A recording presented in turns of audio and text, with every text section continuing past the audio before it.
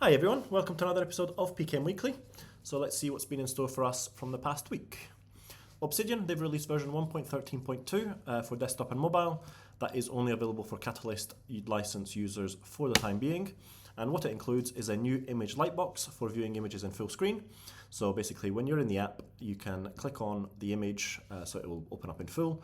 Or if you're in live preview, you can press space, or click the image I should say, and it will open up in Lightbox, and then you can use the navigational keys if there's more than one image.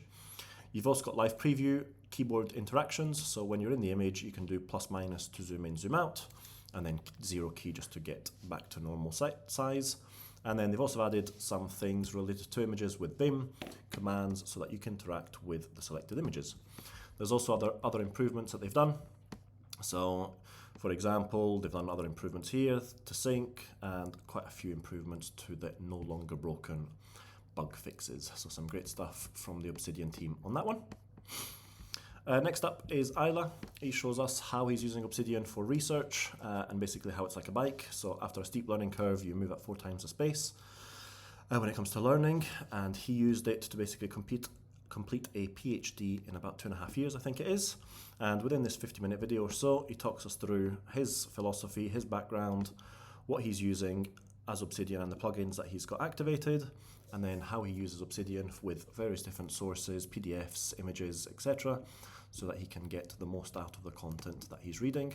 And then towards the end, he also interacts with AI within Obsidian, just again, create summaries, discussion points, and just to check his thinking and learning.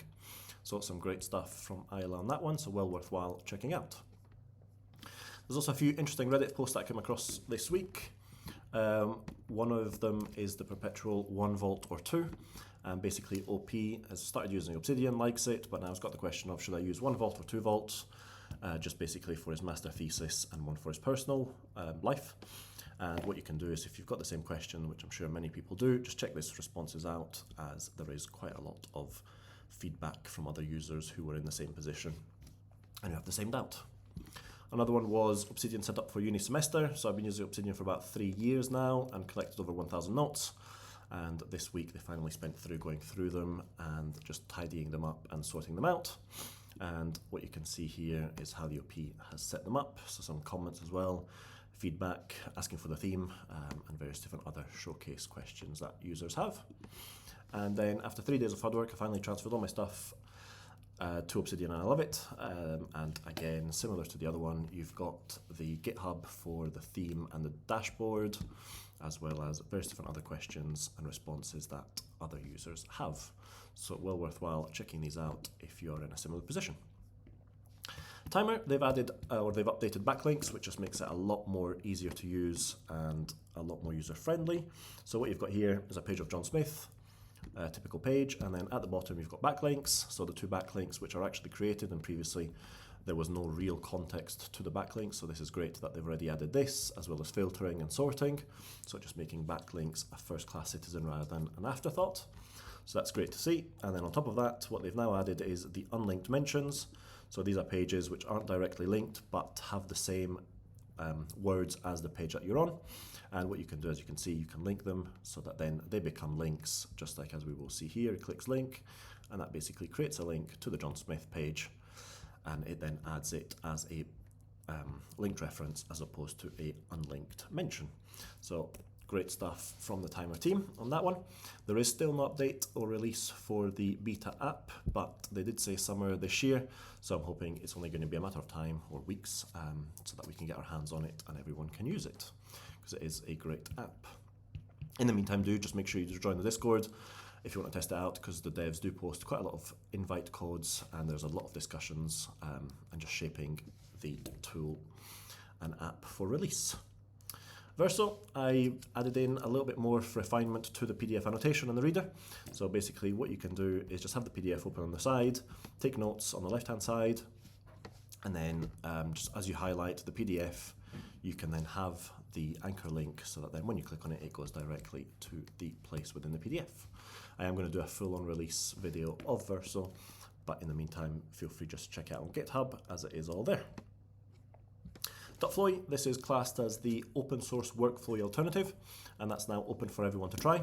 So this is a great app by Cam, and you can see the mantra here: get everything out of your head, shape it when you're ready, and just go to Dotflowy, click on start for free.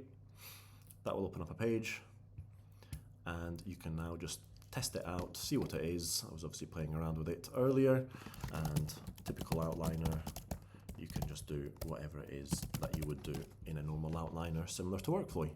You've then got built-in daily notes as well, so you can see these as you go along of what's happening within Dotflowy as you take notes. So well worthwhile having a look at that one if you haven't already done so. Tana, they've got finally something happening, and that is System Labs Tana Outliner Remote MCP. So new Tana and Tana Outliner can finally communicate with each other. So in this System Lab episode, they'll cover the release of Tana Outliner Remote MCP and show what this connection makes possible.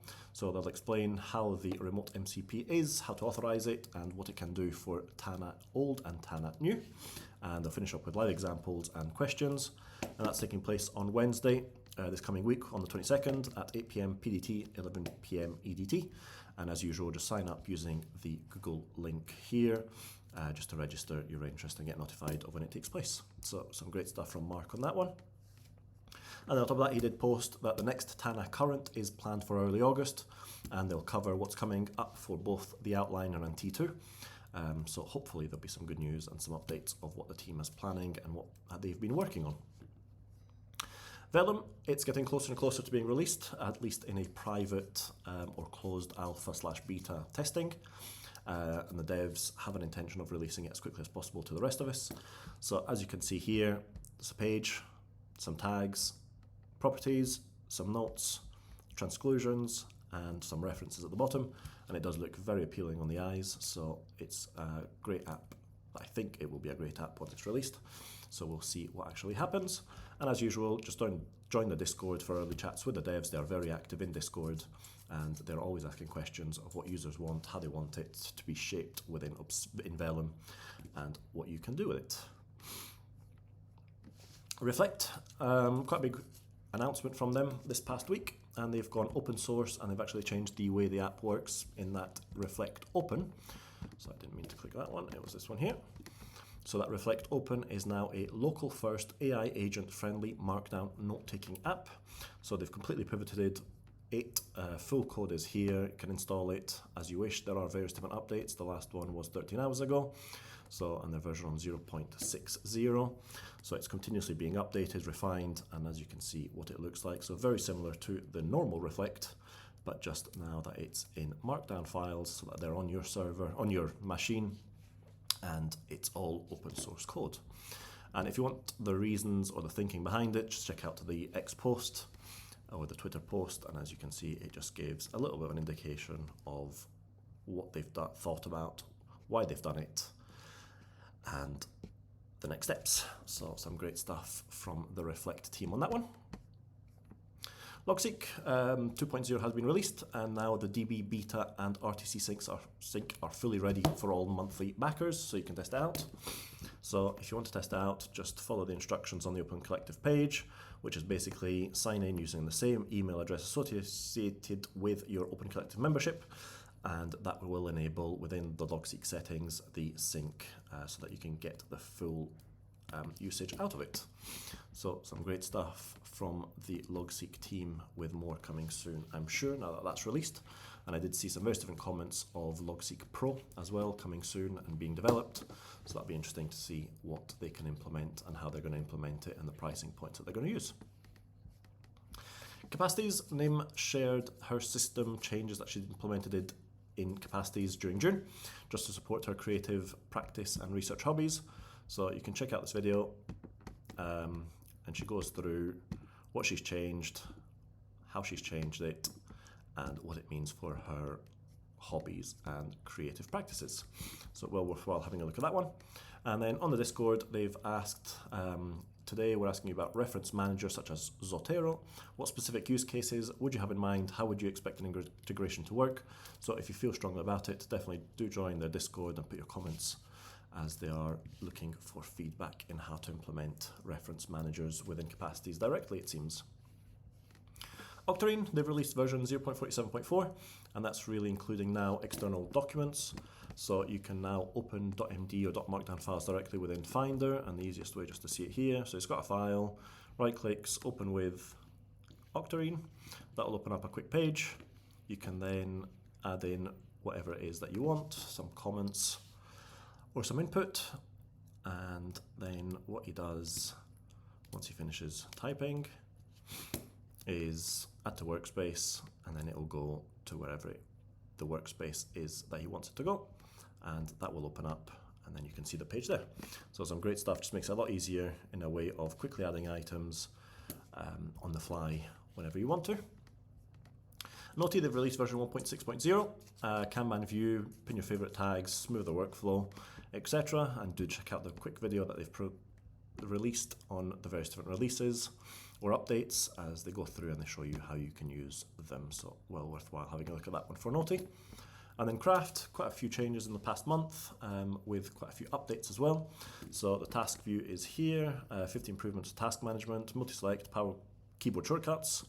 Typing is now smoother, battery life is better, and various different other things.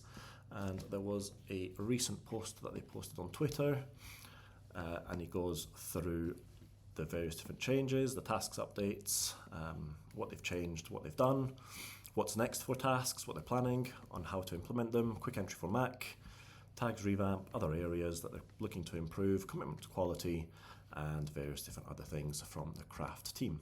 So well worthwhile having a look at that one. And as usual, there is a summer sale, so if you want to get that, just click on the link, not affiliated or anything, just go to craft.do if you want, and then what you can find somewhere is the 40% off recurring discounts that you can avail just to make it a little bit cheaper for you. That was it for this week, so thank you very much for watching, and I shall see you next week. Bye.